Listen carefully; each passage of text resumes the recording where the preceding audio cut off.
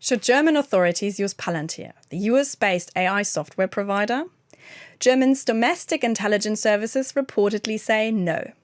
Not an easy decision, as Palantir promises what used to be the stuff of Hollywood movies, recognizing terror threats, detecting crime and other concerns in piles of data, which other investigation tools and data systems often can't do. However, data security and cyber policy experts applauded the alleged decision against Palantir.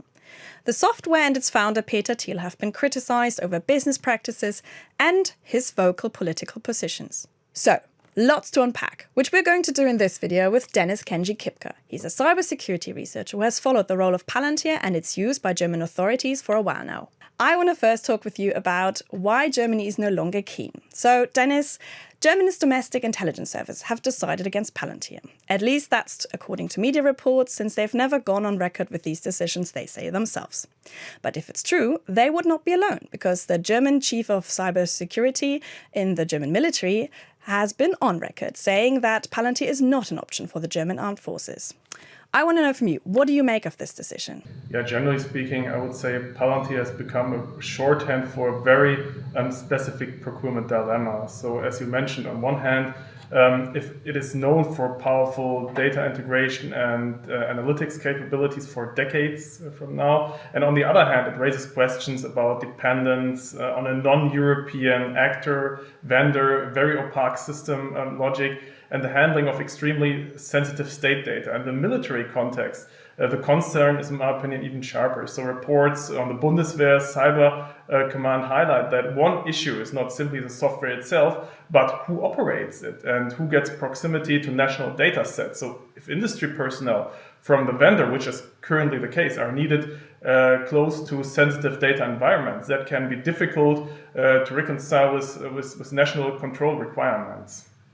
I want to get back to that specific German political layout and how that may be complicated with the usage of the software later. But I want to ask quickly, Palantir provides their services as a so-called black box software. So they say it's a business secret and therefore nobody can see their code. Is buying such a black box software a safe IT choice to begin with? Yeah, this has to be described very carefully. So Germany does not have one single security IT landscape. We have federal authorities, state police forces, intelligence services, and of course military structures, each with very different legal mandates and procurement histories. And according to the current reporting, several state police authorities already use or have prepared the use of Palantir applications, for example, in Hesse, Bavaria, North Rhine-Westphalia, with Baden-Württemberg also taken steps towards introduction. And this, in my opinion, creates a path, dependency, trained users, data models, and operational routines on one hand. And the reported decision of the German constitutional authorities is therefore important because it shows that the federal level may be moving toward a different model in highly sensitive intelligence analytics. So it does not automatically end existing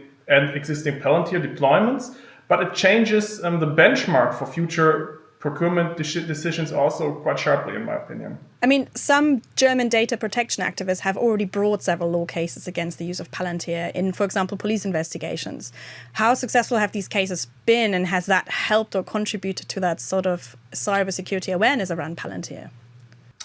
It can be operationally convenient, but convenience is not the same as cybersecurity or IT security. So a mature commercial platform may reduce implementation risk, but a black box can increase governance risk if the authority cannot sufficiently understand, test, audit, or adapt what the system does. So in sensitive state function, as I mentioned, a safe IT choice has at least four dimensions. So it must be technically secure, legally controllable, operationally resilient, and also democratically accountable. And a black box may look safe because it is already used elsewhere, such as it is for Palantir, but for intelligence and policing, safety also requires explainability of data flows, what we currently do not have with the use case Palantir. I mean, one of the reasons why Palantir was so popular was a sort of an obvious choice maybe one could say at the beginning was because there was a lack of alternatives. And when the news came out that the German intelligence service reportedly did not want to use Palantir, there was also information floating that they opted for a European alternative called ArgonOS. Can you tell us a bit about the software ArgonOS, and is this provider a safer choice actually? Yeah, generally speaking, based on current reporting, the use case is the analysis of large volumes of information for terrorism prevention and counterintelligence. And in practical terms, such a platform is expected to connect information from different databases, structure it, visualize relationships between data sets, and help analysts recognize a pattern that would be hard to detect manually. So we have the same use case here. This does not mean that the tool should make final decisions, of course. So the proper role of ArgonOS is decision support. So it can accelerate the search for links between persons, organizations, locations, events, communications traces, or any kind of open source information that you can collect, for example, on the World Wide Web. But operational conclusions must remain with trained officials under legal oversight. So practically speaking, the tool is quite comparable to the functions we see in Palantir software. But now there's often talk also because of software providers like Palantir, there's often talk about the need for European AI sovereignty. And can it be possible with tools such as ArgonOS that are entering the market in Europe and are potentially picked up by federal authorities in Germany that we would be closer to that European AI sovereignty? It may be the safer choice in some sovereignty-related dimensions, definitely, but that should not be overstated. So a European provider can reduce certain dependency risks and may make it easier to align hosting, operation, contractual control, and oversight with European legal expectations. In Argon, US is presented as a governed data and AI platform that can be deployed on-premise in air-gapped environments or in sovereign cloud settings. So the company also describes capabilities such as data ingestion from multiple sources, knowledge graphs, and auditability. These are all relevant features, of course, when it comes to digital sovereignty in the European Union. But safer doesn't only mean European. So a European black box would still be a black box. So the real test is whether an authority which uses software can inspect, govern, audit, and also constrain, adapt the system in line with German and European constitutional and data protection requirements. This I would consider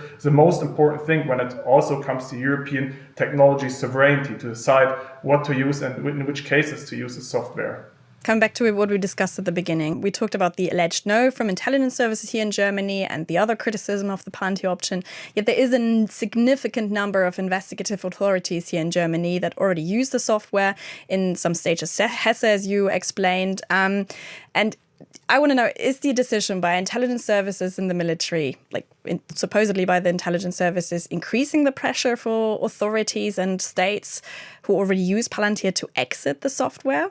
I would say that definitely this might be a change. So we currently see that many authorities so far have argued that there is no kind of alternative. And now we see an alternative. And this definitely increases the burden of justification. So if a European alternative is available and operationally credible, authorities can no longer simply argue that there is no kind of technical alternative. So they will need to explain why a particular system is necessary, why it is proportionate, and why it can be governed adequately. And that pressure is, in my opinion, not only political pressure. It's legal pressure, it's procurement-related pressure, and operational pressure. So existing users will have to show that the legal basis is still sufficiently precise, and that the system is auditable, that access rights, for example, are tightly controlled, for example, regarding personnel from that company who operates the software, and that data sources are limited to what the law permits. And at the same time, we should still avoid simplistic conclusions that we currently also see. So replacing a system that is already embedded in operational workflows is, of course, not trivial. So migration can itself create security risks, data quality problems, and training gaps. And the key is not rushed exit, but a control reassessment of this whole governmental surveillance sphere. Dennis Kenji-Kipke, cybersecurity researcher, thank you very much for your insights. Thank you.